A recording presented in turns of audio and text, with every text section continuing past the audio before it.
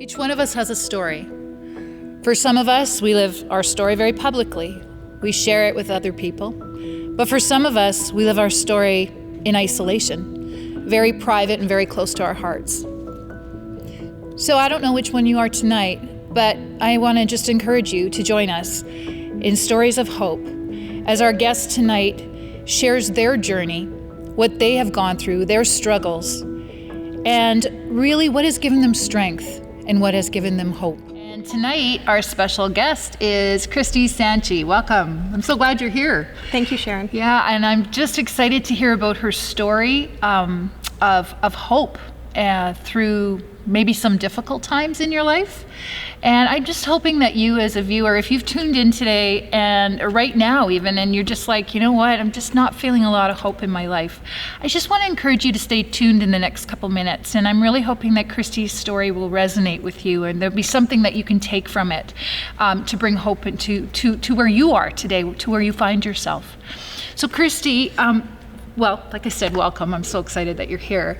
I'm wondering if you could share a little bit about yourself. I know you have kids, and I am, as you know, I love to know details about their names and how old they are. So could you share a little bit about that and a little bit about, I know you're married, maybe you can tell us how long you've been married, and even going back, I'd love to know how you guys met, if you're okay with that.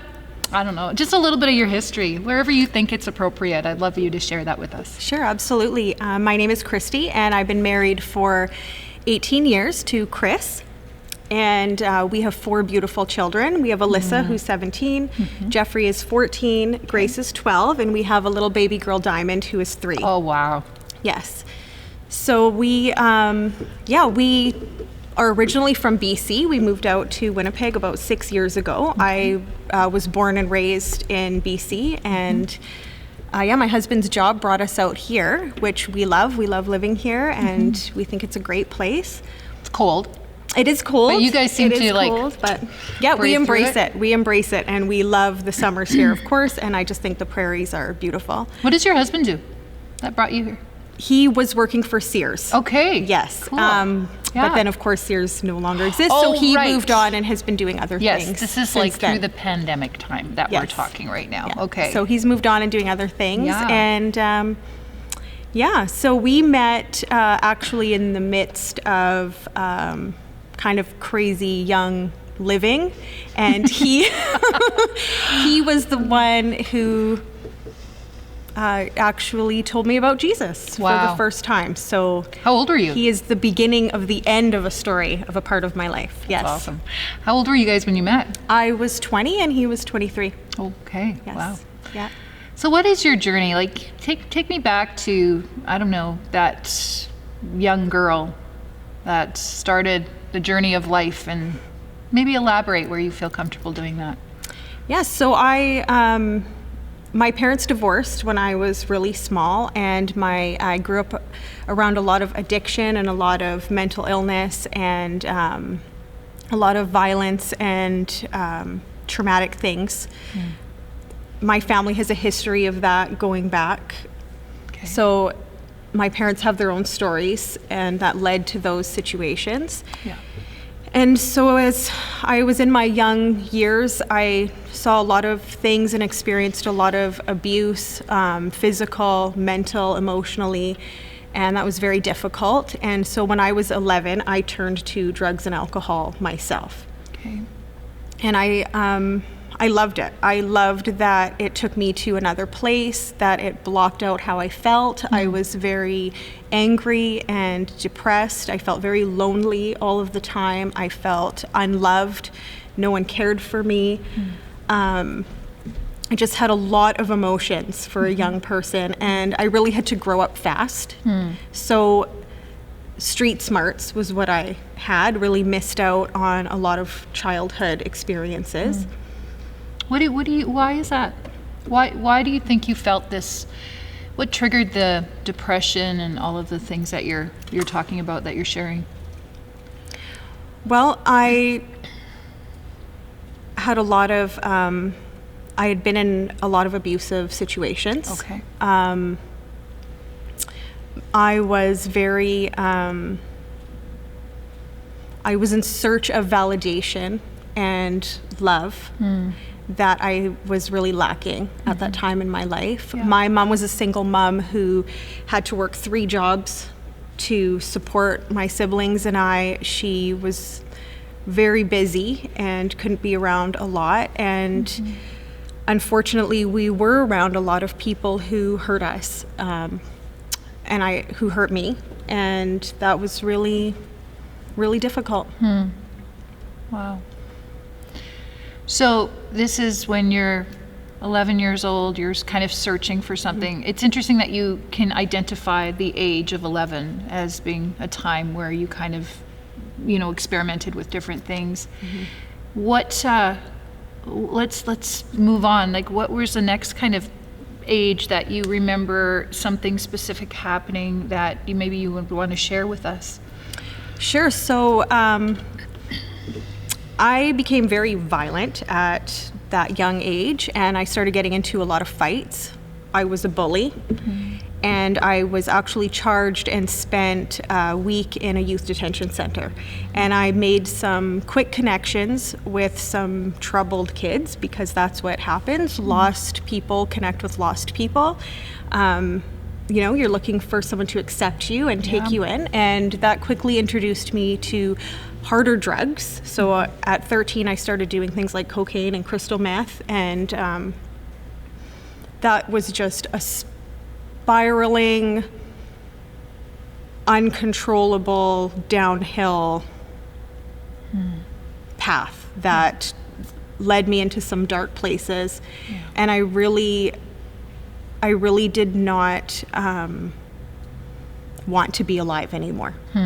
I started to look for ways to fill this gap that I had, this loneliness, and then I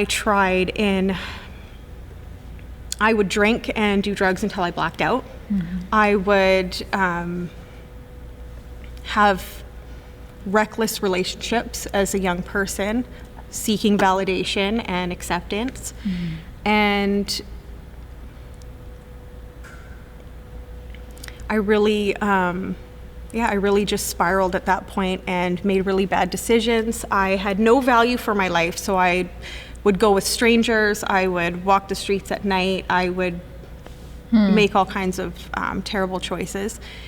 And when I was 15, I went out partying with some girlfriends for my friend's 16th birthday, and I drank, and we got high all night to the point again where I blacked out.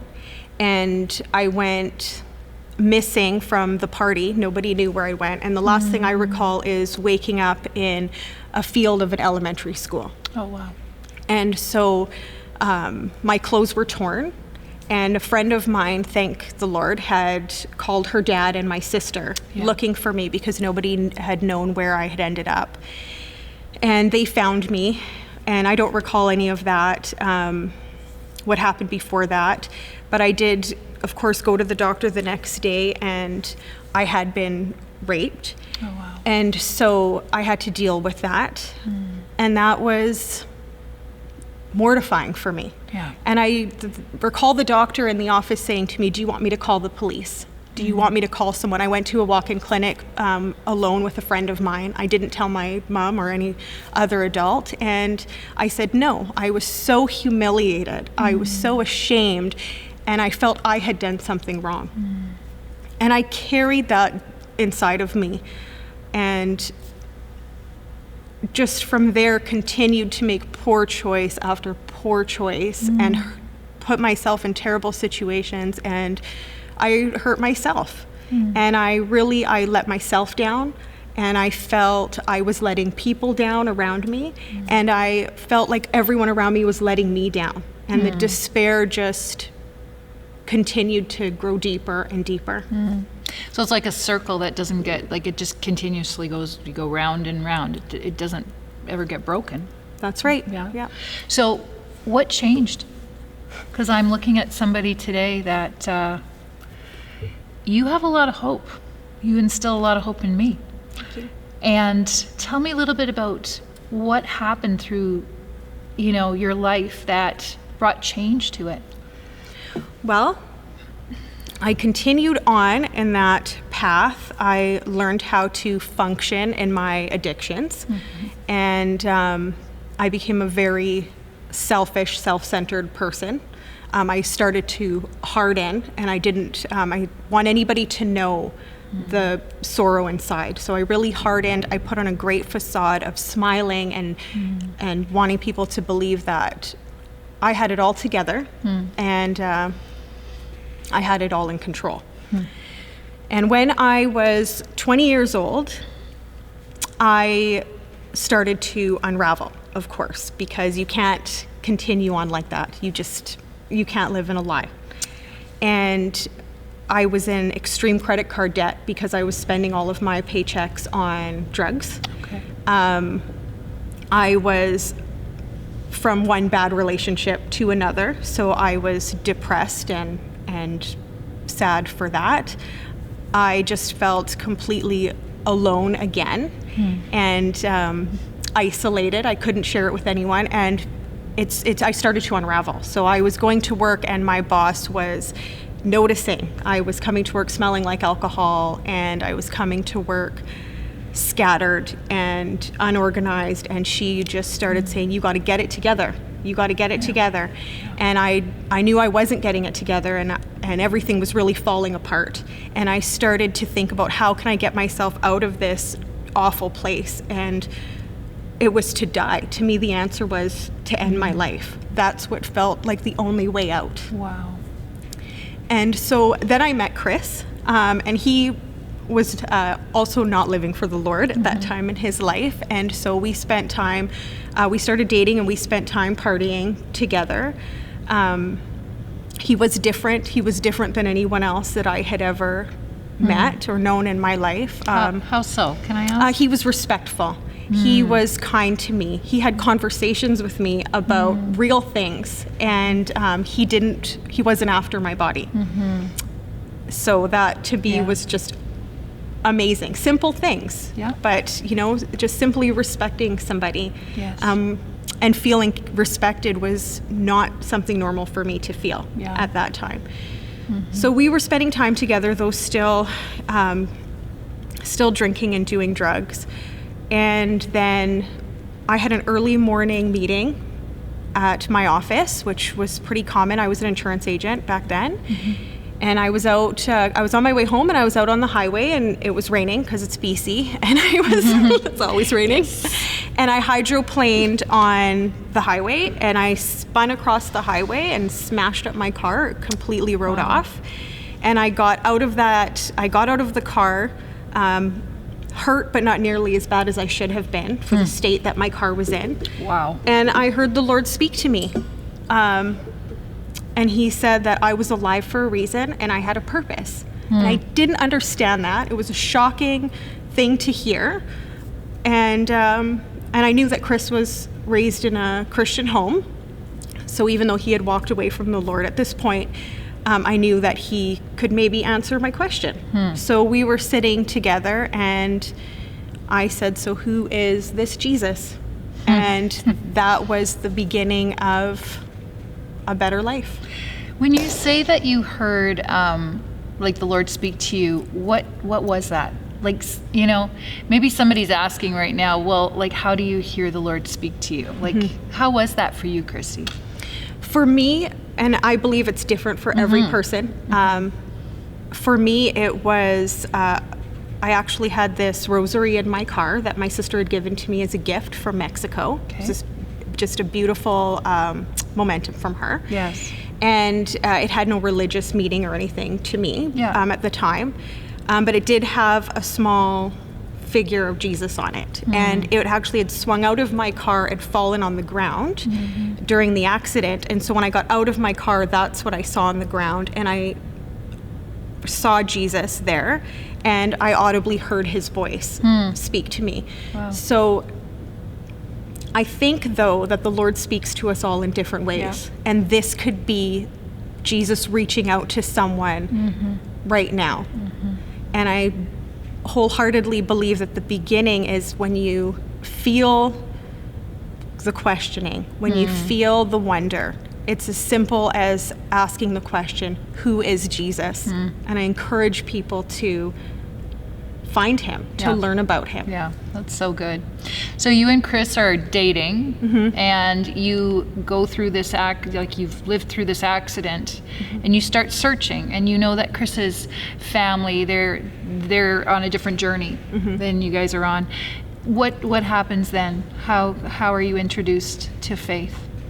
So when I asked Chris who is Jesus, he was instantly convicted because he knew the answer to that, and it was the realization that he had walked away from him. Oh, wow. And so he had to now explain to me the gospel, essentially, to explain who Jesus is. And he did that. And I didn't have an instant change. We didn't have this instantaneous, now let's go live our life for Jesus. But it did open the door to more conversations. Suddenly we weren't going to the parties anymore. People started to drift out of our lives, and we started to drift away. And the Lord just started to perform miracles in my life. And that was undeniable. I just couldn't deny that it was him who was changing my heart. Can you tell me about one of those miracles? Absolutely. Yeah, I'd love to hear it. So, we weren't living our best life at that time. And I had found out that I was expecting. And we had been dating for not very long, for 6 months. And when I realized that we were pregnant, something just longing in my heart wanted to have this baby, wanted to, it was like a door opening for me to live a different life. And so I made that choice, because that's part of it as well, is making that choice. Were you supported in that choice? Not entirely. Okay. Chris was very excited. Yes. And we actually got married shortly after we found out that we were expecting. Yes. My doctor said to me that there was no way I could carry through the pregnancy, and he encouraged me to have an abortion. Wow. Because I had traumas, and I have scar tissues, and I've had other experiences that has damaged my body. Yes. And so he didn't think it would be possible for me. So he actually sent me to see a specialist for my pregnancy. Okay. But in that, when I found out I was expecting our baby, that was it. The addiction to drugs, the addiction to alcohol, smoking ended that day. And that was the end of it. And that was a miracle for me, because I had gone through counseling. I had been to programs searching for help throughout those years. I had asked people for help, and I had never been able to come clean. I had never been able to walk away from it. It really ruled my life. And I was just broken free. And I know that that was the Lord entirely. And he gave me hope. He gave me hope. He gave me something to live for. He freed me from the bondage of feeling like I was worthless and I was unloved. And he showed me that I was loved and I was valued, and that he cared for me. Yeah. And that changed my life. Wow. Wow. Wow. So you really had something, you had your daughter to live for, is what I hear you saying. Yeah. And I wonder sometimes when we take the focus off ourselves and everything that has been, or that we're going through, that we're experiencing, I wonder sometimes if that, just your story, living and making a life and being excited about this little baby that you're going to have, right? Isn't that hope in itself? Yes. The fact that you're going to bring this life into the world, and you wanted something different for her, right? That's right. That's really neat. So Chris and I met, married, and had our first baby all within 1 year of meeting. It was October to October. It was very fast, yes, and it was very intense. And after our baby girl was born, we started attending church. Okay. So we'd been having these conversations since I was in the car accident. Yeah. 9 or so months before that. And it took about that long before we started attending a church. And we were going to this church, and it was there that, I got to hear the pastor talk more about Jesus and talked more about his love and his work in our lives. And it was in that where I recognized that these miracles that had happened in my life, the healing from addiction, the baby born that I was told I wouldn't be able to carry, this man in my life who loved me unconditionally and beautifully, and this freedom from depression and a desire to live. I no more wanted to end my life. I was hopeful and I wanted to live. And it was there that I realized that was where it came from. It was Jesus. Those miracles in my life were a gift from God, and he was the one who was doing all of these wonderful things in my life. And that was when I decided to give my life to him and commit over to him. And I've never looked back. And that was about 17 years ago. Wow. What a story. So let's say there's somebody watching right now, listening to your story, and maybe they can relate to some of the different things that you've talked about today. Because you've talked about depression, you've talked about rape, you've talked about addictions. What would you say to somebody that's maybe finding themselves, maybe honestly they're living a life where nobody else knows what they've gone through? You shared a little bit about that, right? Where everybody thinks it's all A-okay, and inside they're struggling. What could you share with somebody that's going through that today, and how could you bring hope to them? My favorite verse, my life verse, is Psalm 40, and it talks about waiting patiently for the Lord. And it says, I waited patiently for the Lord, and he lifted me out of the mud and mire. Wow. He set my feet on a rock. Yes. And he put a new song in my heart. Yeah. And I just love that so much. It means so much to me, because what I realized is that all those years where I was hurting and struggling, I was waiting. I was waiting for someone to rescue me. I was waiting for someone to love me. I was waiting for someone to validate me and give me hope, give me reason, and give me purpose. And I didn't have that, because there is no someone on this earth that can give you that. There is nothing and no thing on this earth that can fill that void. And the realization for me in that verse is that it was the Lord, and only the Lord can satisfy that. Right.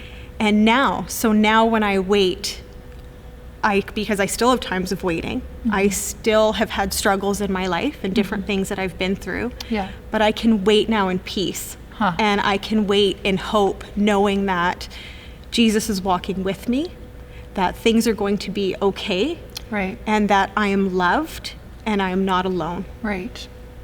And that keeps me going. Wow. If you're somebody that's listening or watching right now, and if you're going through a struggle, whatever that may be, I just want to encourage you to reach out. And I want you to know that we're here for you. We don't put this together for any other reason but then to help you. And if you're feeling isolated, if a bit of this story resonates with you, I just want to encourage you to contact us. Contact us at Soul Sanctuary. We'll have a phone number underneath, an email address underneath, and just reach out. Because just like Christy has shared today, you're not alone. You're not on this journey of life alone. There are other people that have maybe gone through a similar situation as you, that have found their way to hope. There is hope for you, and I want you to know that. If you get anything out of today, I want you to know that there's hope for you. Really want to thank Christy for coming today and sharing and really being vulnerable and being very transparent with us, because I'm sure it's not easy, and just being able to share pieces of your life with us. It's appreciated by me, and I know by many others. And so we just want to leave you with that tonight. And so be encouraged, contact us, and know that there's hope even in the midst of your story.